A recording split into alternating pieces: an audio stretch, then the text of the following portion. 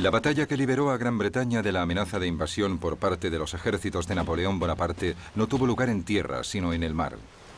En un choque brutal y sangriento, no lejos del puerto español de Cádiz, la flota franco-española del almirante Villeneuve quedó totalmente cercada por barcos británicos dirigidos por el almirante Lord Nelson, el mayor héroe naval de la nación.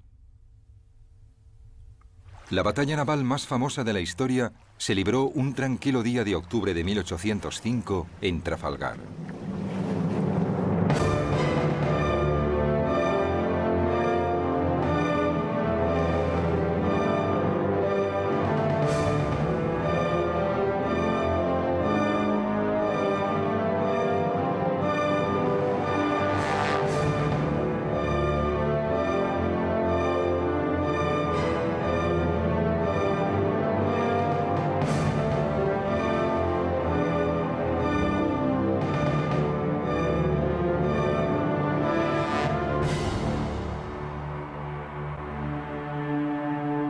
Trafalgar.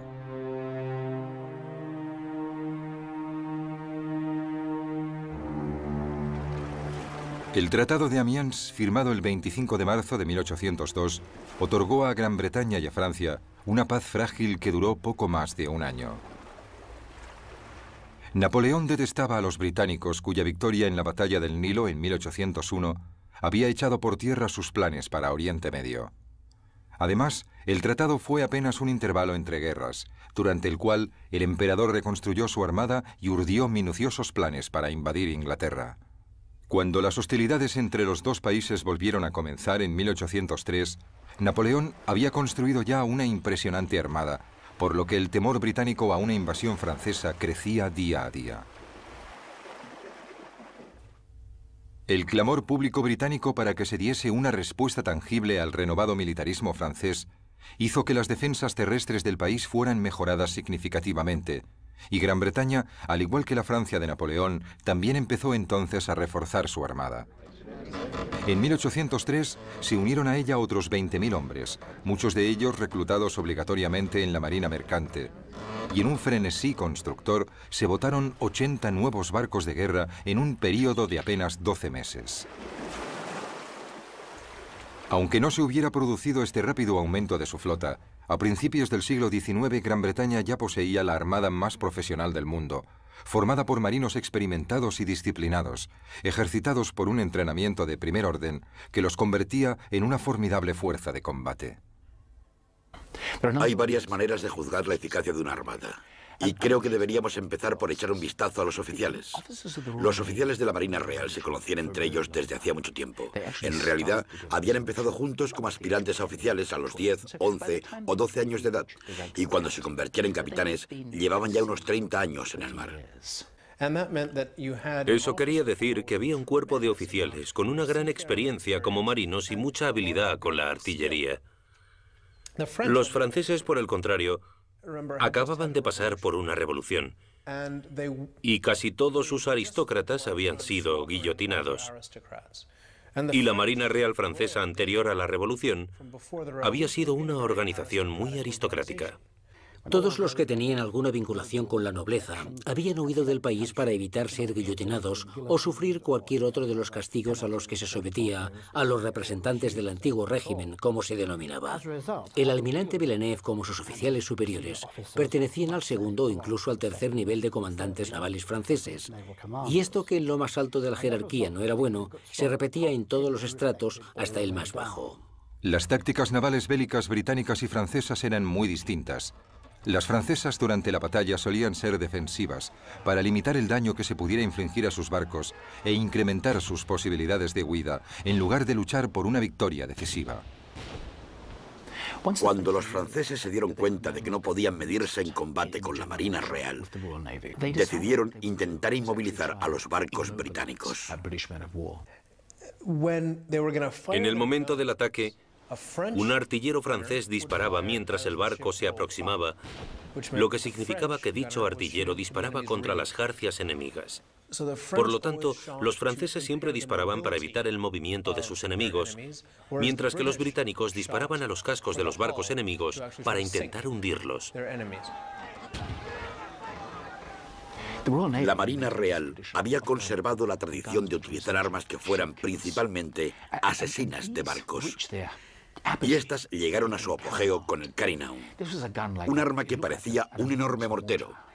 Estas armas se fabricaban en la ciudad escocesa de Carin, por eso se llamaban Carinaum. En la Marina Real también se las conocía como aplastadoras, y los franceses las llamaban armas del diablo por los daños que podían infligir. Se disparaban a poca distancia de los barcos enemigos. Y disparaban proyectiles de 30 kilos. Eran armas muy potentes, pero alcanzaban poca distancia. Ese fue el primer cañón que se disparó desde el Victory en la batalla de Trafalgar.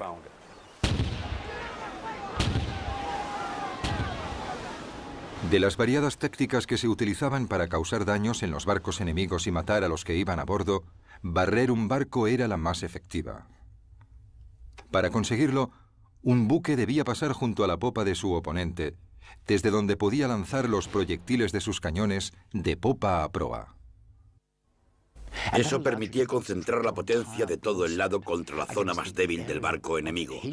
Así evitaban que el enemigo maximizara su potencia de fuego mientras se maximizaba la propia. Cualquier objetivo del barco que se pudiera alcanzar, se alcanzaba. Si estás disparando a través de la popa del barco, puedes darle a cualquier parte del barco. Puedes darle a los 3 mástiles si lo deseas. Cuando no era posible llevar a cabo las complicadas maniobras que se necesitaban para barrer un barco durante el fragor de la batalla, los buques luchaban costado, con las bordas casi tocándose y los cañones disparando a bocajarro contra el enemigo. El combate costado con costado, que se había convertido en la manera más común de atacar un barco enemigo, había evolucionado desde el siglo XVI. Principalmente lo que se solía hacer era ponerse en paralelo al navío adversario y disparar con los cañones.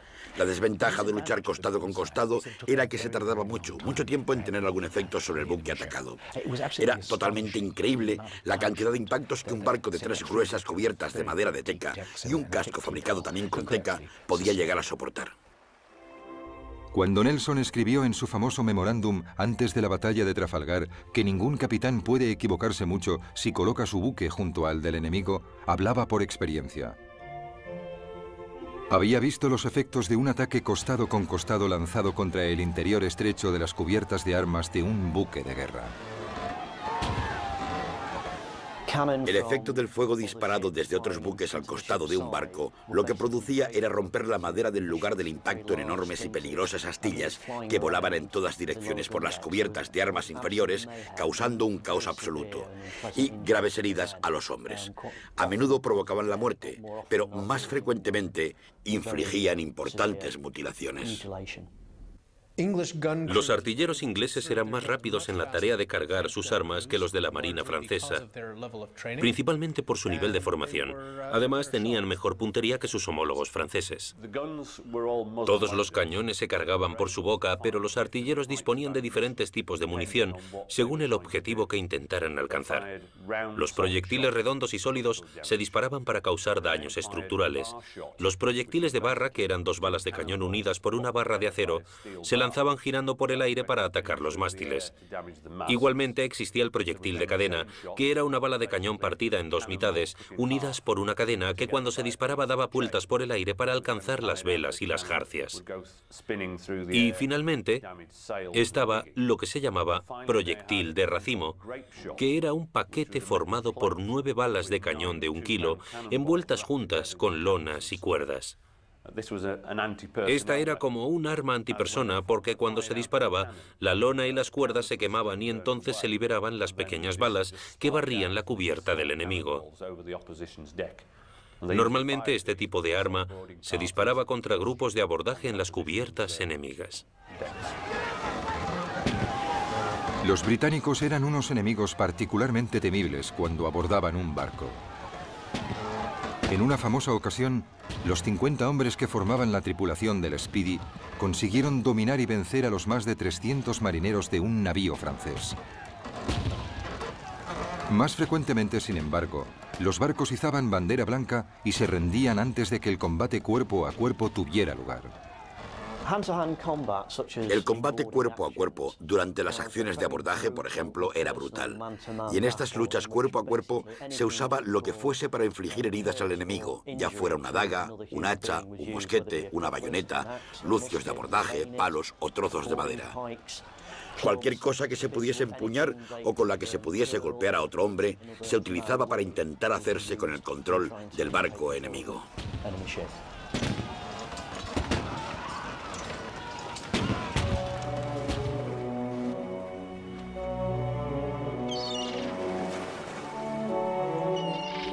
Las tácticas generales de combate entre flotas durante la época de la navegación a vela estaban dictadas por consideraciones prácticas. El hecho de que las armas y los cañones se instalasen principalmente a los costados del barco significaba que no podían avanzar y al mismo tiempo disparar al enemigo.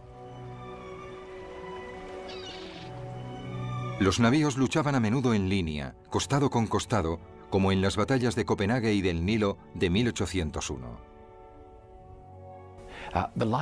La táctica de poner los barcos en línea estaba pensada para maximizar la potencia de fuego. Si ponías tus buques en una línea continua, todos ellos podían tener sus costados dirigidos hacia el barco que se acercaba. La línea de batalla también era una excelente formación defensiva, ya que si los barcos seguían su orden, reducía la posibilidad de que el enemigo pudiera romper la línea. Cuando rompes la formación en línea de los barcos enemigos, tu embarcación navega en medio de dos de ellos. Y cuando pasas entre dos buques enemigos, cada costado de tu barco puede barrer al navío que tiene a su lado. Desde 1803, Napoleón había estado reuniendo a sus ejércitos en Boulogne, esperando el momento adecuado para atacar Inglaterra. Pero habían transcurrido ya 2 años y la ocasión aún no había llegado, por lo que los campamentos se habían convertido en poblados semipermanentes. Uno de los problemas de tener una flota inactiva es que la tripulación va perdiendo sus capacidades marinas y bélicas. Entrenarse en un puerto no puede compararse a un entrenamiento en alta mar. No hay modo alguno de compararlos. Otro de los problemas de estar en puerto continuamente es que se producirán deserciones. La tripulación se marchará a tierra firme o decidirá que está hastiada y que quiere irse. A otros les complacerá estar en puerto. Empezarán a relacionarse con la gente de la ciudad y se emborracharán. Generalmente se volverán descuidados, gordos y muy perezosos. Hay que comparar el estado de los franceses y de los españoles en el puerto de Cádiz con el de los miembros de la Marina Real Británica, tras 22 meses de incansable entrenamiento en sus buques hostigados por las tormentas. Con cada semana que transcurría, Napoleón se iba impacientando más, porque sus planes se veían obstaculizados y frustrados por Sir William Cornwallis, cuyos buques bloqueaban todos los puertos entre Brest y el Ferrol.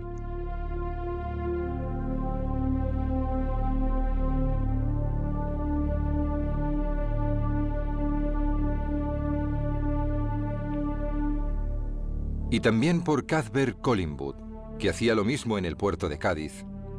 Y además, la flota británica estaba bajo el mando de un hombre que llevaba mucho tiempo siendo la piedra en el zapato del emperador, Horatio Nelson. Horatio Nelson era, sin la menor duda, el mayor héroe que habían dado las islas británicas durante las largas y difíciles guerras napoleónicas. Quizá su mejor cualidad fuera la manera en que inspiraba a todo el mundo, desde sus vicealmirantes y sus capitanes a los marineros rasos y soldados, haciéndoles sentir que formaban parte de una hermandad muy exclusiva. Velaba por sus hombres, así que estos tenían muy buen concepto de él. Los subordinados de Nelson le adoraban. Y una de las cosas más sorprendentes sobre este almirante es que sus subordinados temían decepcionarle. No querían hacer nada que provocara en él una mala opinión sobre ellos. Y esa clase de lealtad solo se consigue mediante un liderazgo impresionante. Nelson era un jugador, como Bonaparte, y corría riesgos sorprendentes. En la batalla del Nilo, por ejemplo, ningún hombre en su sano juicio habría hecho lo que él hizo. Pero Nelson, como Napoleón, tenía la habilidad de calcular los riesgos y, como dijo una vez, ninguna batalla naval puede librarse sin algún elemento de riesgo. Así que se arriesgaba. El gran historiador estadounidense Marne escribió que Nelson era la personificación del poder del mar, y creo que es correcto. En este caso, el comentario viene muy a propósito. Tras meses de negociación y no pocas amenazas, Francia y España firmaron un acuerdo formal en diciembre de 1804 que condujo a España a la guerra junto al bando de Francia. Con esta fuerza adicional, los franceses tramaron un plan para llevar lejos a la flota británica, hasta el Caribe, dándole de esta forma a los ejércitos de Napoleón tiempo suficiente para cruzar el canal y empezar la invasión de Inglaterra. Se propuso que Villeneuve zarpara hacia las Antillas, donde se escaparía de Nelson para unirse a las fuerzas de los almirantes Mississi y Gontham. Esta nueva flota volvería entonces a Europa y tomaría parte en la invasión. En cuanto se examina el plan de distracción de las Antillas, se nota que no está diseñado por un marino. Era un plan de Napoleón. Un plan diseñado por alguien que en realidad calculaba el ritmo de marcha de un ejército. Así que Napoleón, cuando lo planeó, pensó que podía llevar un ejército de Boulogne a Austerlitz en tantos días o semanas, e hizo parecidos cálculos para una flota. Sacaría a los británicos del medio, les llevaría a las Antillas y entonces cruzaría el canal. ¿Todo muy fácil? Pues no, no era fácil. Napoleón, no puede usted hacerlo, lo siento. Quizás pudiese hacerse en la época del vapor y de la radio, pero no podía hacerse en la de las velas. Sencillamente era imposible. Esta táctica de navegar hasta las Antillas daba por sentado que la flota aliada franco-española podía salir del puerto para dirigirse hacia las Antillas, y eso no era posible. No podían salir del puerto porque estaba bloqueado. Todos los intentos anteriores de los franceses por huir habían fracasado. El más reciente, el del 1 de enero de 1805, había salido mal debido a las terribles condiciones meteorológicas.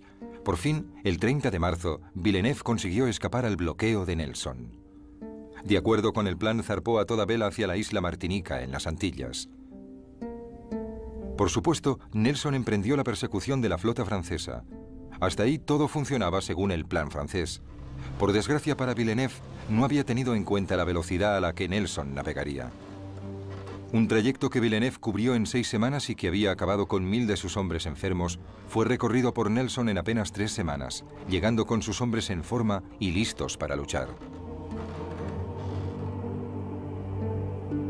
La inesperada aparición de la flota de Nelson tomó a Villeneuve por sorpresa, ya que aún no se había unido a las flotas de Mississi y de Gontham. Presa del pánico, zarpó hacia aguas europeas, pero Nelson, que ya estaba enterado del plan francés, volvió rápidamente a Gibraltar. Haciendo caso omiso de las órdenes de Napoleón de zarpar hacia el norte de Francia, Villeneuve se dirigió hacia la costa andaluza, al puerto de Cádiz, donde inmediatamente lo bloquearon Collingwood y Cornwallis. El plan francés para deshacerse de la armada británica había empezado de la peor forma posible. Los franceses no podían permitir que la situación continuara así. Napoleón exclamó: "Necesito unos días sin la Marina Real inglesa para poder invadir Gran Bretaña". Insistió mucho en que los barcos franceses salieran del puerto y lucharan. Por otro lado, para la Marina francesa no habría sido bueno que toda su flota se hundiera o, peor aún, fuese capturada por la Marina Real. Así que los franceses se encontraban en la difícil tesitura de decidir si se quedaban en el puerto y fracasaban, o salían del puerto y fracasaban también. Napoleón se mostraba siempre muy impaciente ante los problemas a los que se enfrentaban sus marinos. No permitía ni concebía que la mala dirección del viento o una fuerte corriente les hiciera imposible, en algunas ocasiones, llegar a ciertas citas en la fecha exacta que había anotado en sus órdenes generales. Hay un ejemplo de lo insensible que podía llegar a ser en lo referente a los marinos y al elemento naval. Estando en Boulogne el 20 de julio de 1804, ordenó una revista de barcos y tropas ante él, en la costa, sin tener en consideración el vendaval existente ni las advertencias en contra de los almirantes presentes, a uno de los cuales, el almirante Puy, despidió en el acto por criticarle. La acción tuvo como resultado que 20 barcos chocaran entre sí y que 2.000 soldados se ahogaran. Parece ser que Napoleón se marchó de vuelta a sus aposentos sin decir ninguna palabra. Napoleón había agotado toda su paciencia con Villeneuve. Convencido de que la negativa del almirante de abandonar Cádiz estaba causada por su cobardía, el 16 de septiembre el emperador le ordenó zarpar hacia Nápoles, exigiéndole que cuando encuentre al enemigo en inferioridad de condiciones, ataque sin dudarlo y consiga un resultado positivo. Pero el 16 de septiembre al anochecer, la flota francesa aún no había zarpado para encontrarse con adversario alguno, fuese inferior o no. Al día siguiente, Napoleón, enterado de todo y por ello todavía más furioso con Villeneuve, decidió reemplazarlo por el vicealmirante Rosili, que fue inmediatamente enviado a Cádiz para comandar la flota. Pero no llegaría a tiempo para tomar el mando en Trafalgar porque Villeneuve, finalmente incitado por el nombramiento de Rosili, decidió obedecer al emperador y abandonar el puerto el 18 de octubre. Villeneuve hizo una salida en falso. La razón por la que decidió zarpar el 19 de octubre de 1805 fue porque supo que habían enviado a otro almirante desde Francia para que se hiciera cargo de la escuadra. Así que Villeneuve decidió que antes de que ese nuevo almirante llegara, iba a vencer a los británicos. Lo que se proponía hacer era encontrarse con la escuadra de bloqueo británica, que él imaginaba sería más bien pequeña, vencerla en combate y entonces zarpar hacia el Mediterráneo. Así podría apuntarse un buen tanto ante Napoleón Bonaparte. Quedaban apenas unas horas para la batalla de Trafalgar.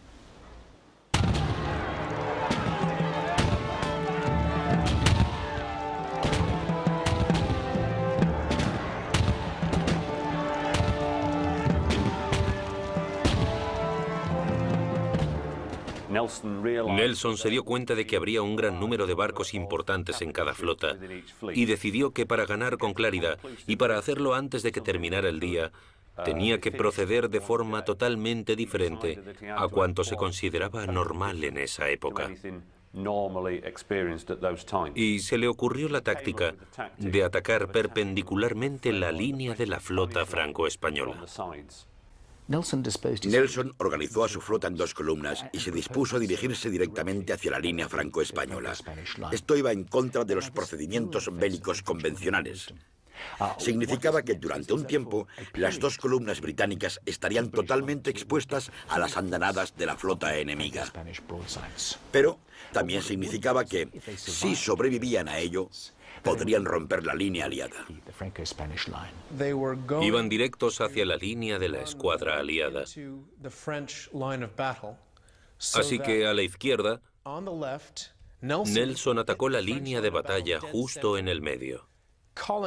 Collingwood la atacó por la derecha y la mitad de la línea francesa siguió adelante alejándose de la batalla. Y mientras esa mitad de la flota aliada intentaba virar y volver, maniobra muy difícil de realizar con un barco de vela, Nelson y Collingwood estarían castigando y destruyendo al resto de la flota francesa. A las 6 de la mañana del 21 de octubre de 1805, la flota británica formó en dos columnas, según lo planeado. La primera columna de 15 barcos estaba dirigida por Collingwood a bordo del Royal Sovereign, y la segunda, con 12 barcos, estaba dirigida por Nelson a bordo del Victory. Mientras navegaban hacia la flota aliada, Nelson hizo la señal de preparados para la lucha, y los hombres de la flota británica se dispusieron a librar batalla. Se guardaron los muebles y todos los objetos innecesarios fueron lanzados por la borda. Se sacaron las armas pequeñas, se apagó el horno de la galera y se cubrieron las cubiertas de arena. A las 8 de la mañana, Villeneuve emitió una orden que asombró a los oficiales y marineros de ambas flotas. Quiso que los barcos alterasen su rumbo y volviesen hacia Cádiz. Confusos y ya muy desmoralizados, los hombres de la flota aliada empezaron a hacer virar sus barcos, pero lo hacían despacio y de forma desigual. Y a cada minuto que pasaba, los barcos de Nelson se acercaban cada vez más. El almirante inglés podía notar la confusión de los buques aliados y estaba decidido a cortarles la retirada hacia Cádiz. Mientras observaba la escena, un capitán español apuntó: «La flota está maldita. El almirante francés no entiende su cometido». Fue un comentario certero sobre las posibilidades de la flota aliada. Villeneuve no era un incompetente. Sencillamente no estaba a la altura de la misión. Pero no había almirantes franceses lo suficientemente jóvenes y enérgicos para tomar el mando de la flota, excepto Villeneuve. Así que lo enviaron a él. Odiaba esa situación porque sabía que no estaba a la altura. Y desde la batalla del Nilo padecía un miedo personal a Nelson. Cuando se estudia la figura de Villeneuve, se tiene la sensación de que por la noche se despertaba gritando que Nelson iba a por él. Lord Nelson le causaba pavor. No obstante, era lo mejor que tenían los franceses. Si Villeneuve hubiera servido en la Marina Real con tripulación británica, en un navío británico, habría estado al mismo nivel que muchos tenientes de Nelson. Pero no era así. Servía en la Marina francesa y tenía que realizar su misión lo mejor posible con los materiales de que disponía.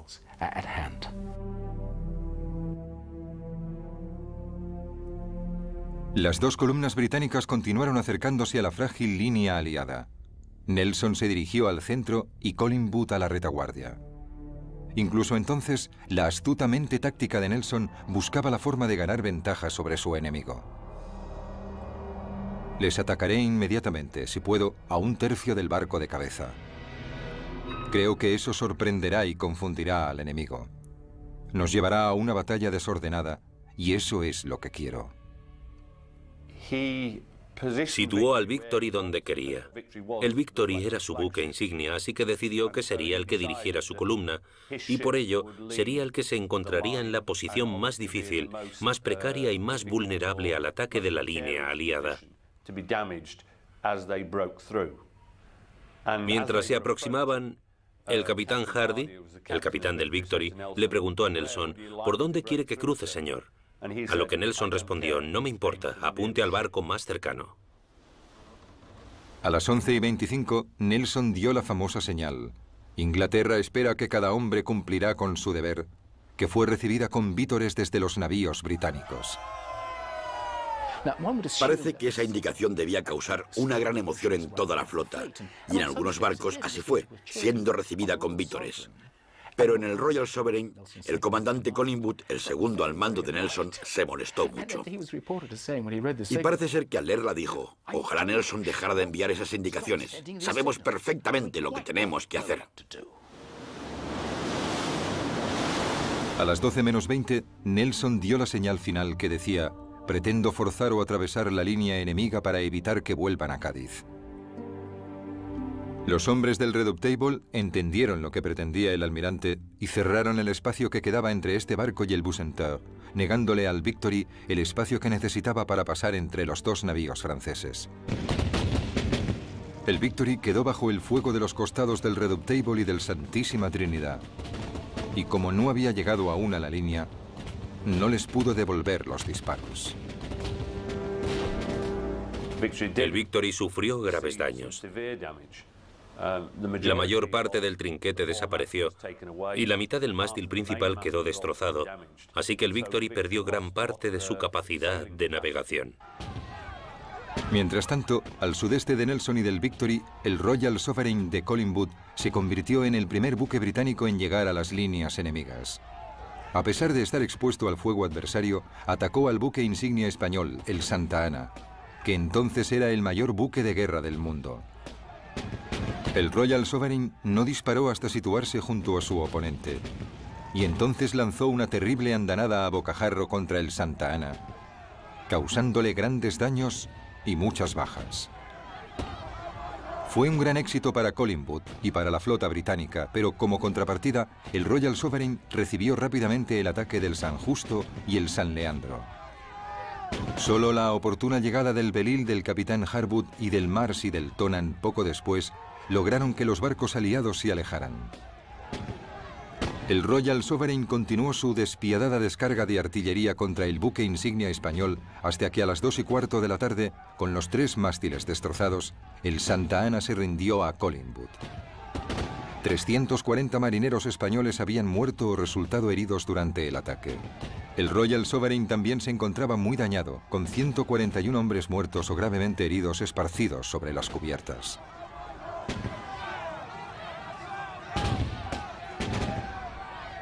El día de la batalla, el viento era apenas una brisa, lo que significaba que las flotas enemigas solo podían dejarse llevar lentamente la una hacia la otra. Esta falta de viento tuvo un importante efecto en la forma en que se libró la batalla de Trafalgar. Primero estaba la columna de Collingwood, a la derecha, que había entrado en acción y estaba en plena lucha una hora antes de que Nelson, en la columna de la izquierda, hubiera empezado a combatir.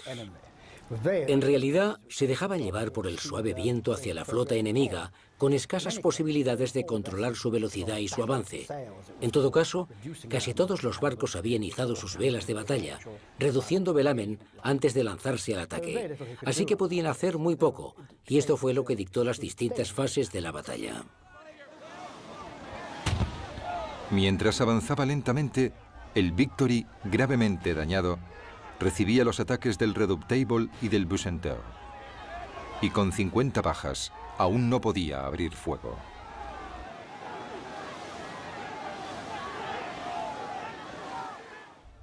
Finalmente, a la 1 de la tarde, el Victory rompió la línea aliada y se colocó en posición para barrer al Bucentaure. Lo hizo con una eficacia devastadora, dejando al buque francés muy dañado y vomitando un humo denso y negro. Cuando el Victory rompió la línea, lo hizo por la popa del barco francés Bucentaure. Después, la tripulación intentó apartar las velas que habían caído y los mástiles que habían sido derribados y que todavía se hallaban sobre la cubierta. Mientras hacían estas tareas, se iban aproximando al barco que seguían al Bucentaure, el Redoutable. Se acercaron tanto que ambos buques terminaron arrimados el uno al otro, siendo el Victory abordado por un tiempo. Incluso en esta desesperada situación, con los cañones a punto de tocarse, las armas francesas seguían disparando a las jarcias del Victory, mientras el barco británico lanzaba su artillería contra el casco y las cubiertas del buque francés. A la 1:25 se produjo el momento de mayor dramatismo.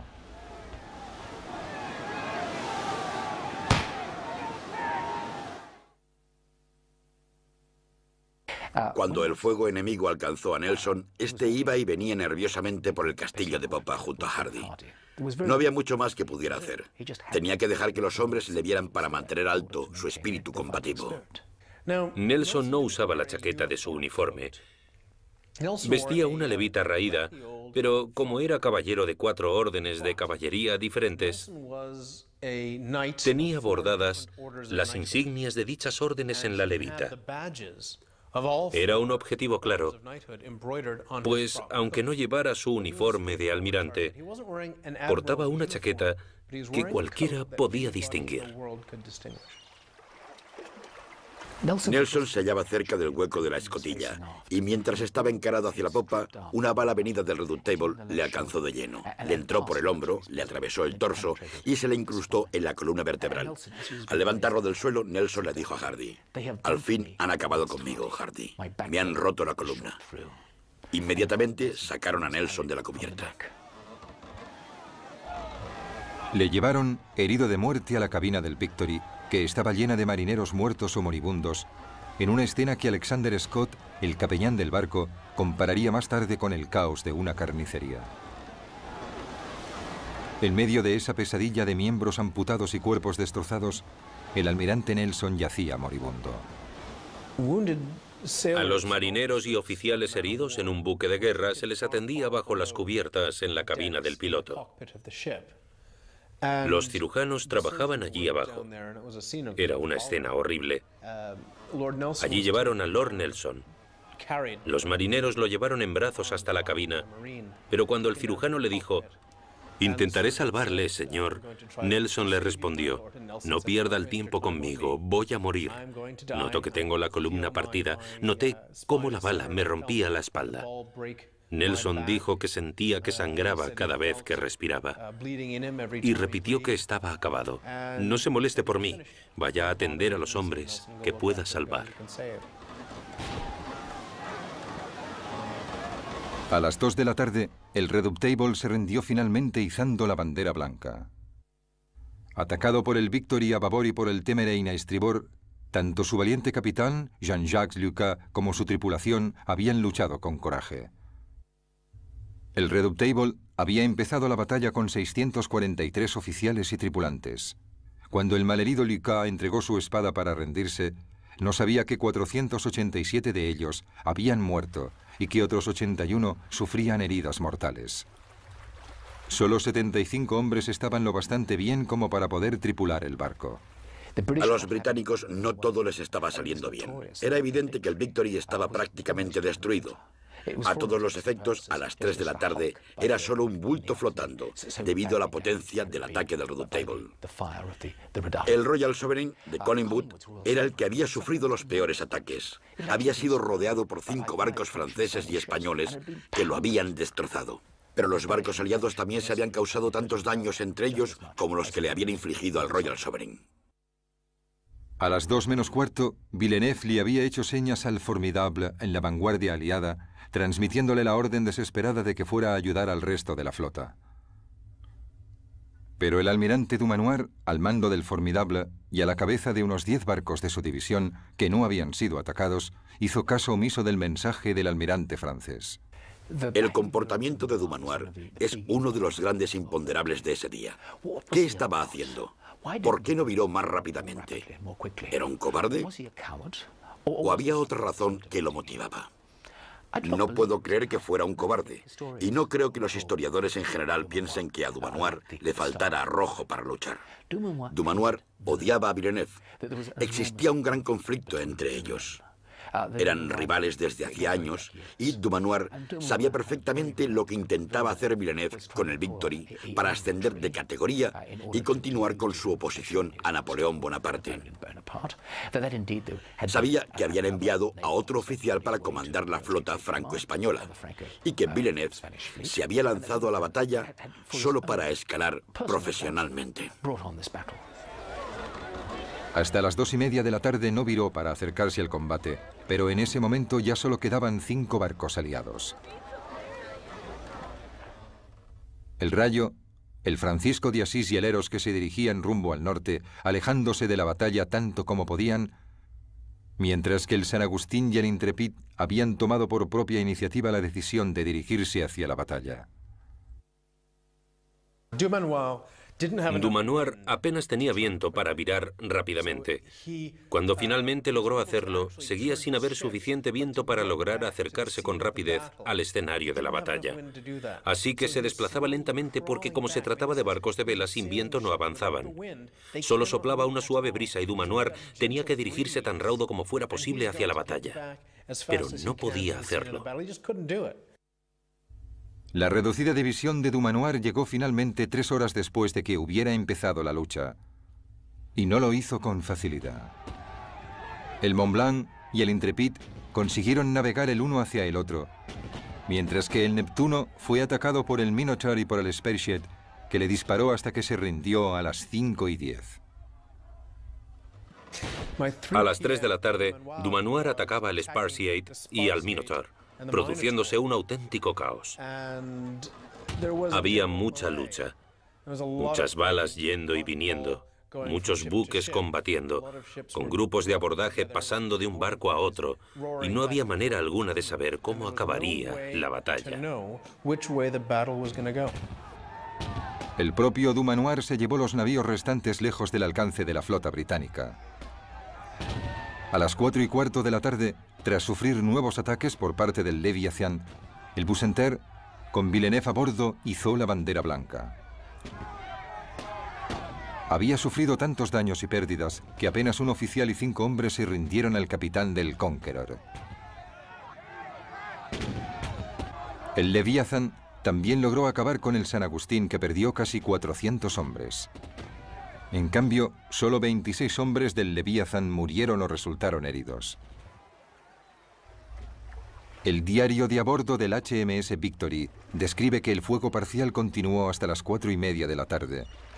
Sin que se le informase de la victoria, el honorable Lord Vizconde Nelson Cabé murió a causa de su herida. Tras casi 3 horas, al almirante se le había escapado finalmente la vida en el momento de su victoria más importante. El barco donde murió es hoy un altar dedicado a su memoria. La muerte de Nelson es una de las muertes mejor documentadas de todos los tiempos. Está en el inconsciente colectivo de los británicos.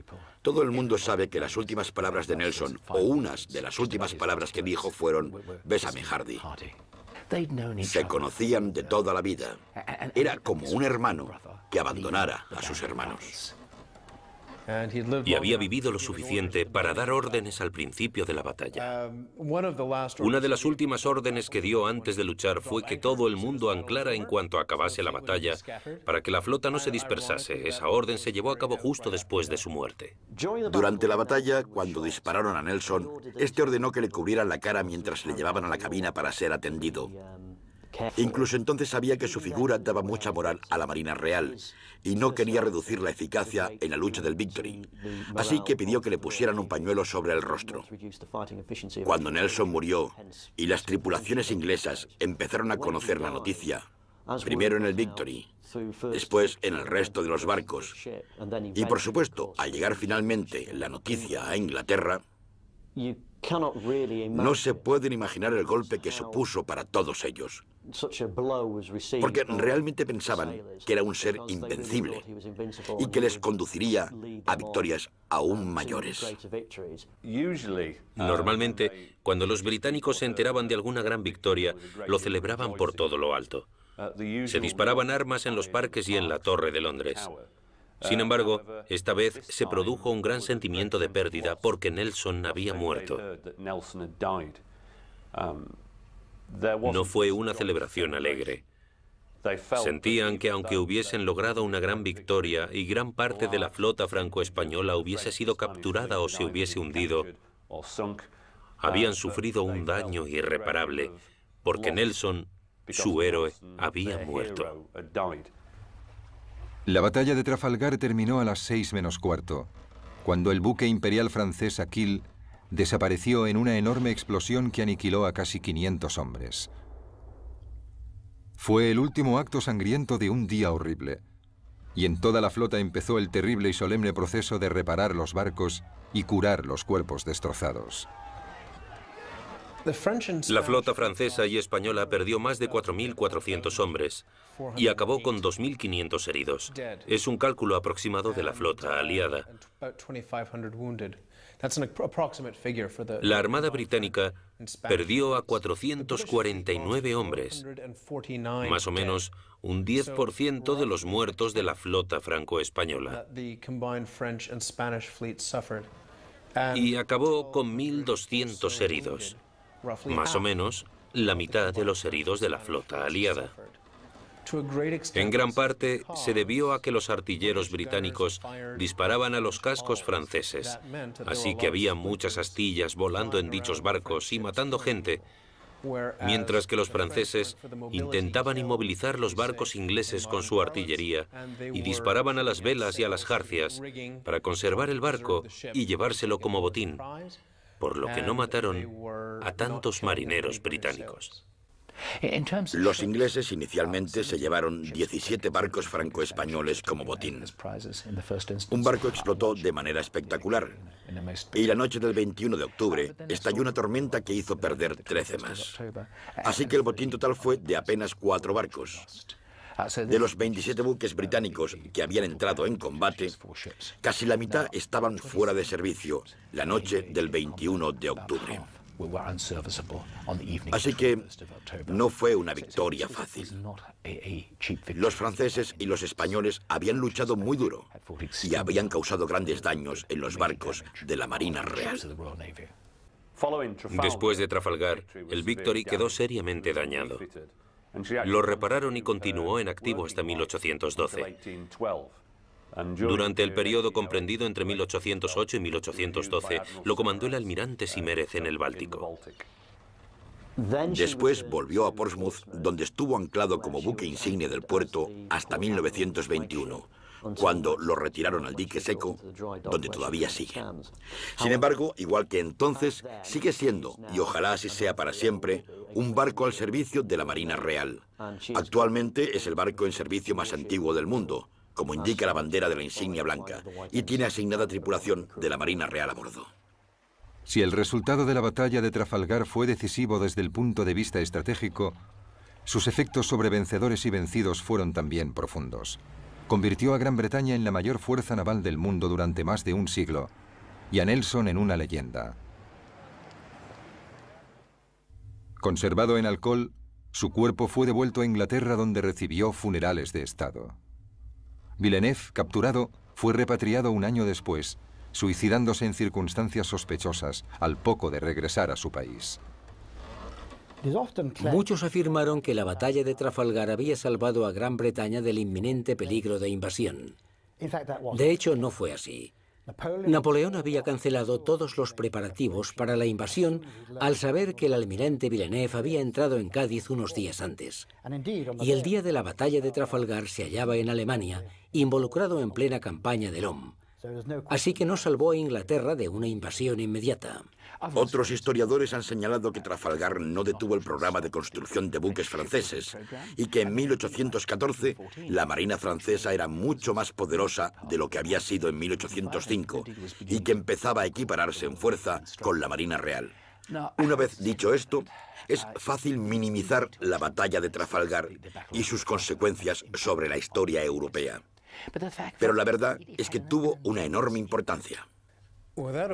Sin flota, Bonaparte no podía cruzar el canal, ni podía invadir Gran Bretaña. Sin flota, Francia no podía desafiar a la Marina Real por el dominio del Mediterráneo. Así que, después de Trafalgar, a Gran Bretaña dejó de preocuparle una invasión francesa. Después de Trafalgar, el mar Mediterráneo se convirtió en un lago inglés. Después de Trafalgar, Francia se convirtió en una potencia únicamente continental, lo que quiere decir que no podía conquistar más colonias en ultramar ni recibir productos de esas colonias. Tenían que apoyarse únicamente en los recursos que tenían en Europa.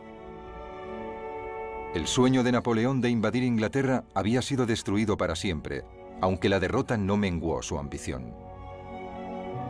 El despótico soberano ya había llevado su gran armée lejos de las costas del norte de Francia, a Austria, donde le esperaban las glorias de Austerlitz.